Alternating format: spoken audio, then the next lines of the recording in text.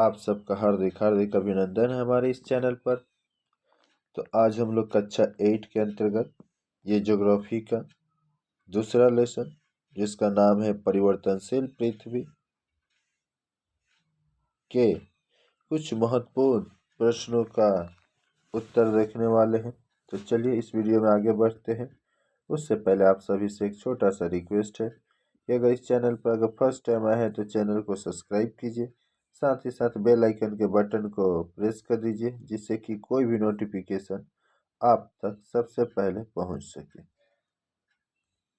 देख सकते हैं पहला क्वेश्चन, प्लेट संचरण सिद्धांत से क्या तात्पर्य है। तो पृथ्वी का बाह्य आवरण जो बताया गया है वो काफी ठोस और कठोर खंडों या प्लेटों में विभक्त होता है और इन प्लेटों की जो मोटाई उनके आयतन के अनुपात में कम ही होता है और महादेश महासागर अथवा महादेश और महासागर दोनों तरफ अंश मिलकर ही प्लेटों का निर्माण करते हैं। यानी कि महादेश का महासागर या महादेश महासागर ये सभी मिलकर ही प्लेटों का निर्माण करते हैं। महासागरीय प्लेटों की अपेक्षा महासागरीय प्लेटों की मोटाई अधिक होती है और सभी जो प्लेटें आपको देखने को मिलेगा ना वो गतिशील होगा। जिस प्रकार जल के ऊपर चौड़ा और पतला काठ का टुकड़ा संरक्षित या तैरता रहता है, ठीक उसी प्रकार प्लेटों की स्थिति भी तो वही है। यानी जिस प्रकार जल के ऊपर क्या देखिएगा चौड़ा या पतला काठ जो होता है का टुकड़ा वो हमेशा तैरता रहता है, उसी प्रकार प्लेटों की भी स्थिति वही है, प्लेटें भी तैरती रहती होंगी। एथनोस्फीयर के ऊपरी भू पृष्ठ की प्लेटें संचरित होती रहती है और परस्पर या दूर या नजदीक अक्सर होती रहती है और इसी का प्लेटों के ऊपर स्थित महादेश या महासागर भी उनके साथ संचरित होते रहते हैं।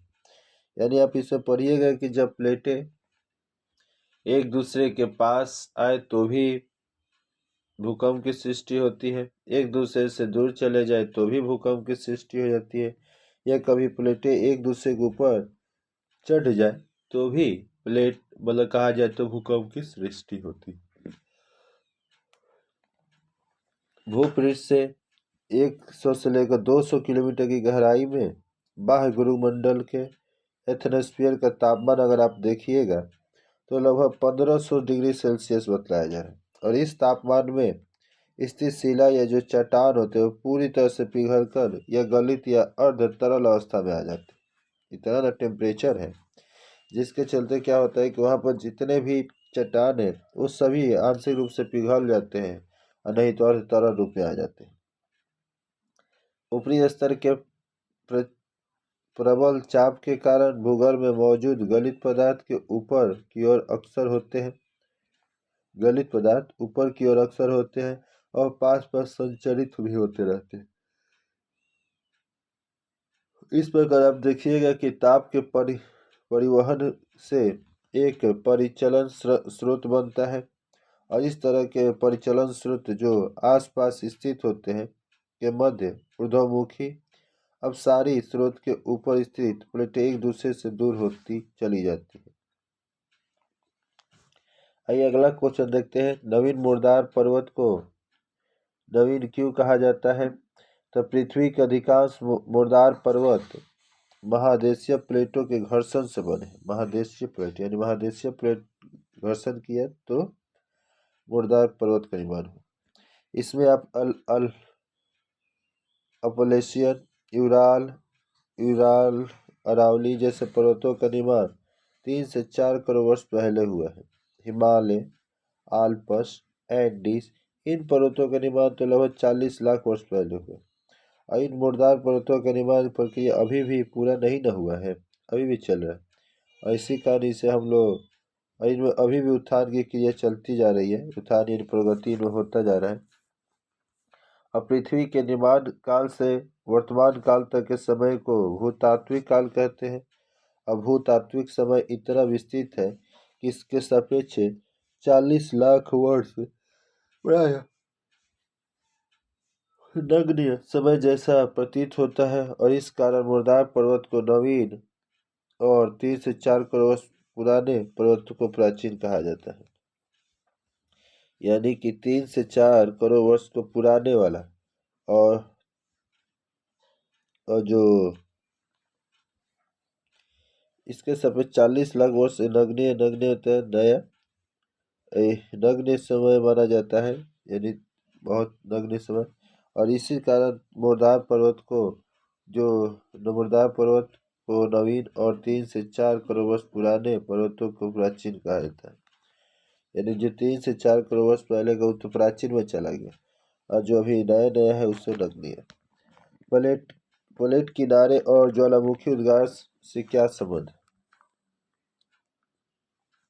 अभी सारी संघर्ष किनारे के बराबर हो नीचे की ओर खिसकने वाली महासागरीय प्लेटों का कुछ अंश गलकर दरारों के मार्ग से अगिर उदार बनकर बाहर निकलता है और प्रशांत महासागर के घाटी में इस प्रकार के अभिसारी प्लेटें किनारे से पृथ्वी के अधिकांश 80%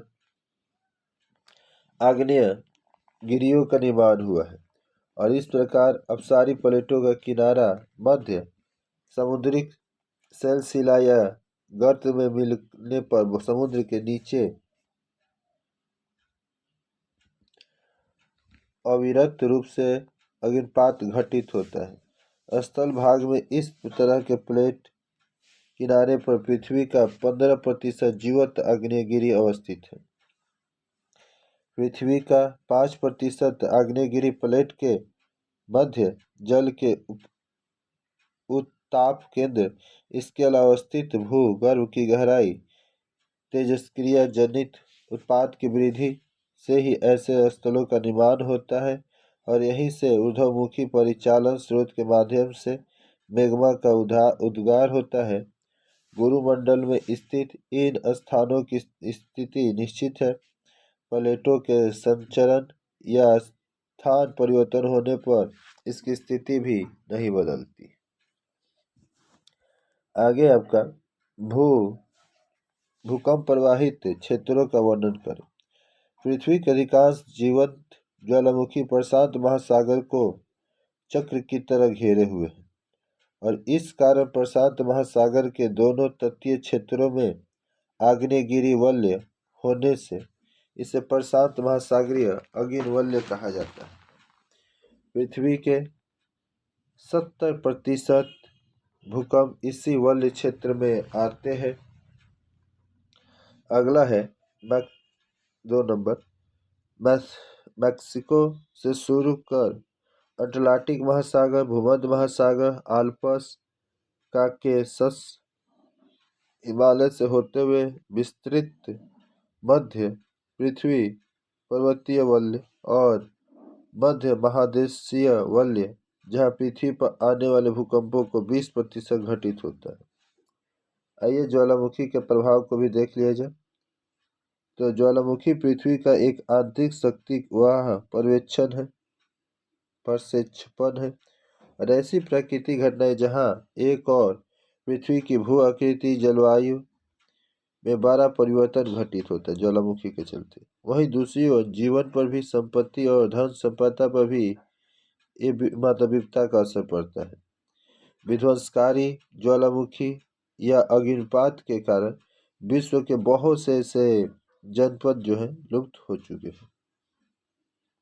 विसुवियस के अग्निपात से तो प्राचीन रोम का पोम्पई शहर पूरी तरह बहुत कम समय में ही ध्वंस हो गया और महादेशीय क्षेत्रों के में प्रतिवर्ष 50 से भी अधिक शक्तिशाली अग्निपात या ज्वालामुखी देखने को मिलते हैं। मनुष्य की जानकारी के पहले ही ये विशाल विस्फोटन और लावा स्राव घटित होने लगता है और 1902 में माउंट फिली, 1908 में सेंट हेलेंस में आने वाले ऐसे विस्फोटन ने जनधन को अत्यधिक क्षति पहुंचाई थी। ज्वालामुखी विस्फोट के समय विषैली गैस, धूल, धुआं काले काले मेघ आसपास के वातावरण में छा जाता है और जिससे अधिकांश लोग श्वास न ले पाने के कारण मर जाते हैं। साथ ही साथ वायुमंडल के ओजोन स्तर की पर्याप्त क्षति होती है।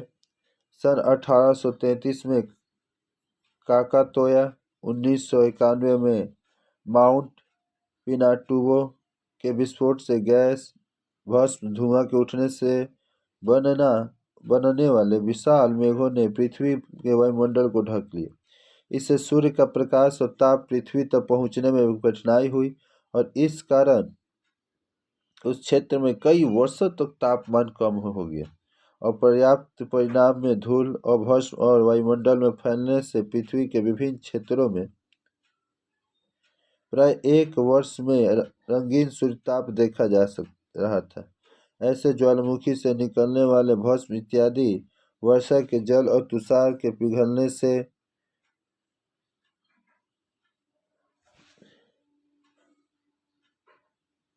बने जल के साथ मिलकर कभी कभी भयंकर कीचड़ या युक्त प्रवाह का निर्माण करते हैं। ऐसे कीचड़ युक्त प्रवाह से विस्तृत भाग भी लुप्त हो जाती। समुद्र के नीचे होने वाले ऐसे विस्फोरणों से तटीय अंचलों में जलप्लावन या सुनामी जैसी स्थिति पैदा हो जाती है।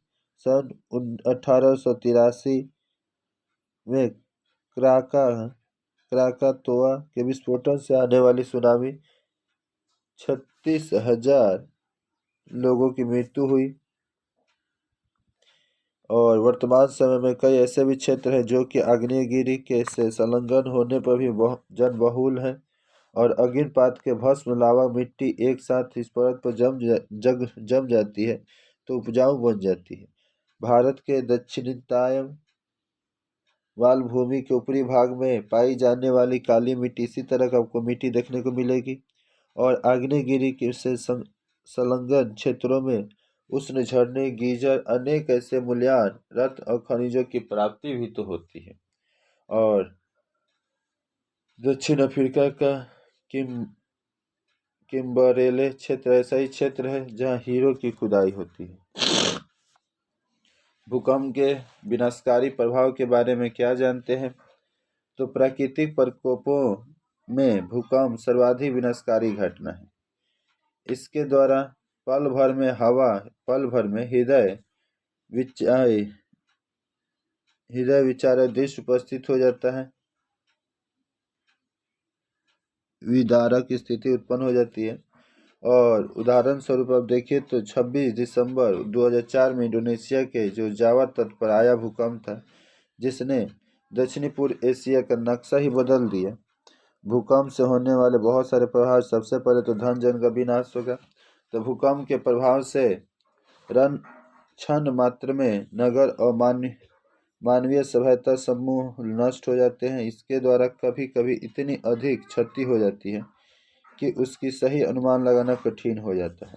अकेले भारत में ही आए 3 विशाल भूकंपों जैसे कि एक 1983 में लातूर में आया था महाराष्ट्र, 26 जनवरी 2001 को भुज में गुजरात में जो आया था, दिसंबर 2004 को तमिलनाडु, अंडमान निकोबार। इन साल में 1 लाख से भी अधिक लोग मारे गए ऐसी जानकारी और लाखों लोग बेघर हो गए और अपार धन जन की क्षति हुई। यह शैलों में दरारों का उत्पन्न होना ये भी देख लीजिएगा, इसको थोड़ा आप लोग पढ़ लीजिए। भूकंप से देखिए यहाँ पर सबसे महत्वपूर्ण है कि क्या लाभ होते हैं।